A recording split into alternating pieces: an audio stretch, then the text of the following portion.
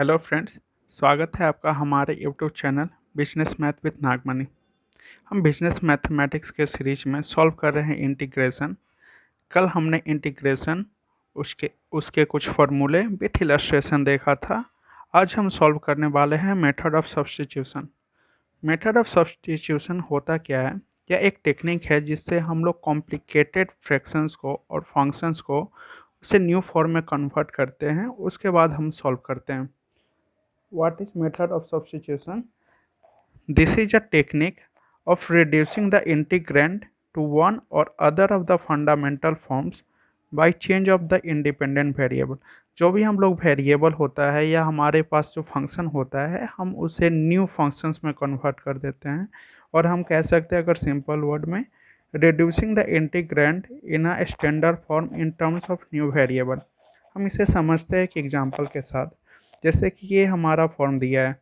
अगर नॉर्मली हमारा ए plus B का होल स्क्वायर दिया होता है तो हमें वो फार्मूला याद होता है कि हम उसे लिख सकते हैं ए स्क्वायर प्लस 2ab प्लस बी स्क्वायर, और माइनस में हो तब भी। लेकिन अगर हमारा जैसे ए प्लस बी के फॉर्म में ये दिया है, उसका पावर 9, हम उसे सिंपल में नहीं लिख सकते।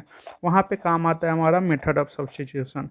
यहाँ पे हम लोग क्या करेंगे, अगर इस तरह का फॉर्म दिया है तो हम लोग इसे एज्यूम कर लेंगे, लेट 5 + 7x = z। इसके बाद हम लोग डिफ्रेंशिएट कर देंगे इसे, differentiating both side with respect to x।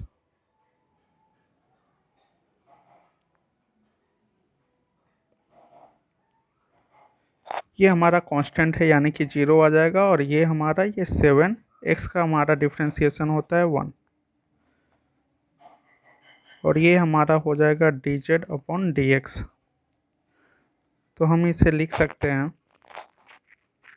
7dx = dz।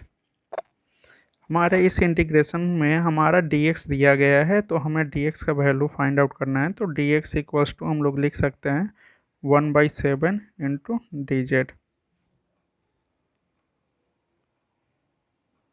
अब क्या करेंगे, हमारा जो नॉर्मल इक्वेशन था, नाउ 5 + 7x⁹ dx, इसे हम लिख सकते हैं। ये 5 + 7x को हमने माना क्या है, 7 z⁹, और dx के जगह पे क्या लिख सकते हैं हम लोग, 1/7 dz। 1/7 कांस्टेंट है, यानी कि इसे हम लोग बाहर ले लेंगे। ये हमारा g9 × dz। ये अब हमारा स्टैंडर्ड फॉर्म में आ गया था। हमने कल फार्मूला देखा था कि अगर हमारा नॉर्मली x⁴n हो तो हम लोग उसे लिख सकते हैं xn+1 / n+1 + c। तो इसी फॉर्म में हम लोग इसे यूज़ करेंगे, यानी कि ये हमारा हो जाएगा 1/7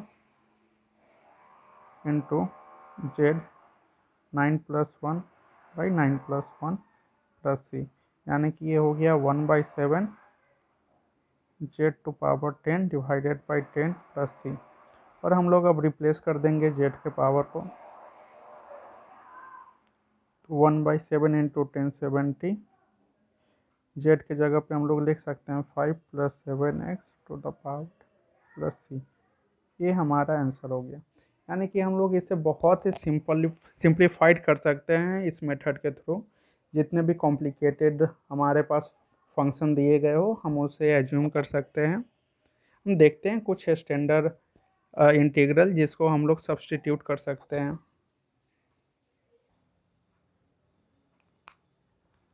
अगर हमारे पास कुछ ऐसा हो इंटीग्रल, यानी कि इस तरह का फंक्शन हो, तो हम लोग एज्यूम कर सकते हैं लेट x प्लस और माइनस कुछ भी हो सकता है, इसे हम लोग एज्यूम कर लेंगे z। उसके बाद हम लोग इसे डिफ्रेंशिएट करेंगे। डिफ्रेंशिएट करने के बाद हम लोग सब्स्टिट्यूट कर सकते हैं, जैसे हमने प्रीवियस एग्जांपल में देखा था। अगर कोई भी हमारा फंक्शन हो, जैसे कि हमारा f(x(n) है और उसका डेरिवेटिव साथ में दिया हो, तो हम लोग जो एज्यूम करेंगे लेट f(x) = z, यानी कि जो हमारा ओरिजिनल फंक्शन होगा उसे हम लोग एज्यूम करेंगे। फिर उसे हम लोग डिफ्रेंशिएट बोथ साइड करके हम लोग dx का वैल्यू फाइंड आउट करेंगे, और फिर हम उसे सब्स्टिट्यूट करके सॉल्व कर सकते हैं।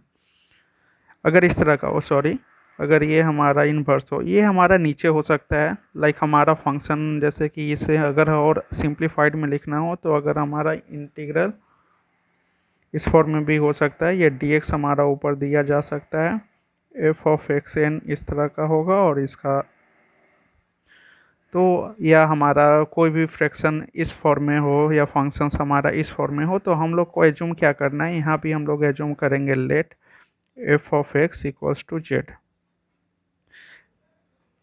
यहाँ पे हम लोग इसे फाइंड करेंगे, फिर हमें फाइंड आउट करना है dx का वैल्यू, और अगर हमारा x का अगर वैल्यू आता है तो हम इन टर्म्स ऑफ x भी फाइंड कर सकते हैं। अगर कोई हमारा इंटीग्रल इस फॉर्म में दिया गया है, यानी कि अगर स्टैंडर्ड फॉर्म लाइक हमारा e टू पावर x है, ये फंक्शन है और उसका डेरिवेटिव हो, तो हमें जो एज्यूम करना होगा हमारा x an original function, e to power x an original function को हमको जेड एज्यूम करना है। इसके बाद हम लोग इसे डिफ्रेंशिएट करेंगे, डिफ्रेंशिएट करने के बाद जो हमारा dx का वैल्यू आएगा उसे हम लोग पुट कर देंगे।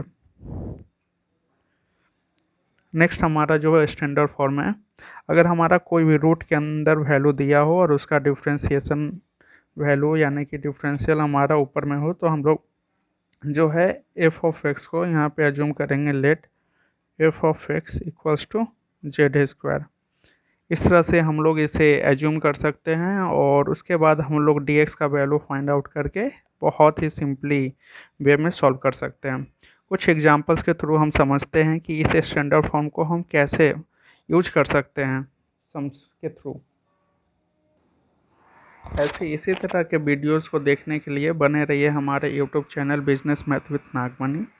हम एक्सरसाइज 7 भी डील करते हैं, जिसमें कि हम लोग सम देखने वाले, जो अभी हमने स्टैंडर्ड फॉर्म देखा था उसके अकॉर्डिंगली हम सॉल्व करेंगे। यानी कि हमारा जो दिया गया है इवेलुएट करने के लिए दिया गया है integral d x upon 2x minus 3 whole square. तो हम लोग यहाँ पर एज्यूम करेंगे let 2x minus 3 equals to z. इसके बाद हम लोग डिफ्रेंशिएट कर सकते हैं इसको, d d x of 2x minus 3 to d d x of z. ये हमारा वैल्यू दे देगा, यानी कि 2 इंटू 1, या dx को हम लोग इधर ले लेंगे इक्वल्स टू जो बचेगा हमारा dz। यानी कि हमको वैल्यू चाहिए dx का, dx इक्वल्स टू क्या हो जाएगा dz अपॉन 2। अब इस वैल्यू को हम लोग रिप्लेस करते हैं अपने ओरिजिनल फॉर्म के साथ, यानी कि dx के जगह पे क्या लिख सकते हैं हम लोग dz upon 2 whole divided by, इसे मैंने z माना यानी कि जेड स्क्वायर। ये 1/2 हमारा बाहर आ जाएगा, और ये बचा हमारे पास d z upon z square.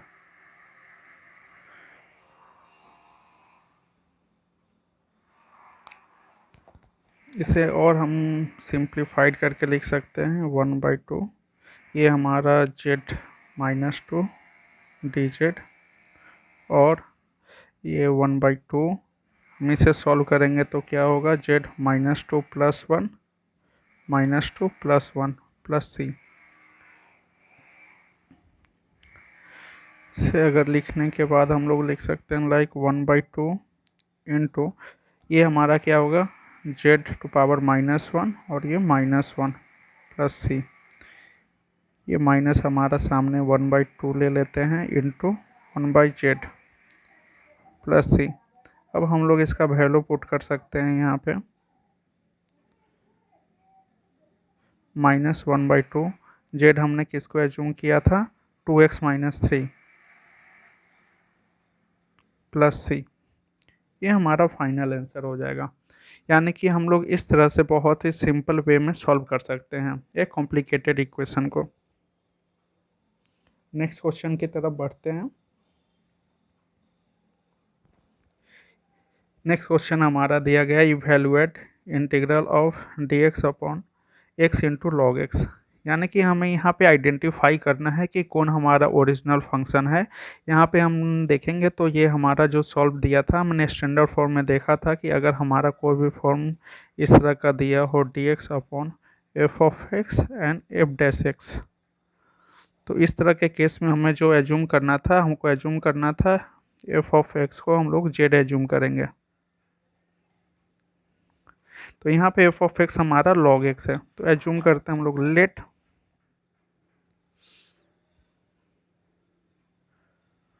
Log x equals to z. इसे डिफ्रेंशिएट करेंगे तो ये 1/x into d x equals to हमारा डी जेड होगा। तो हमें डी एक्स का वैल्यू चाहिए, यानी कि 1/x डी एक्स के फॉर्म में हम लोग डी जेड लिख सकते हैं। तो यहाँ पर हम लोग देखते हैं, इससे पहले अगर चाहे तो हम लोग अरेंज कर सकते हैं, लाइक ये हमारा 1/x into d x by log x.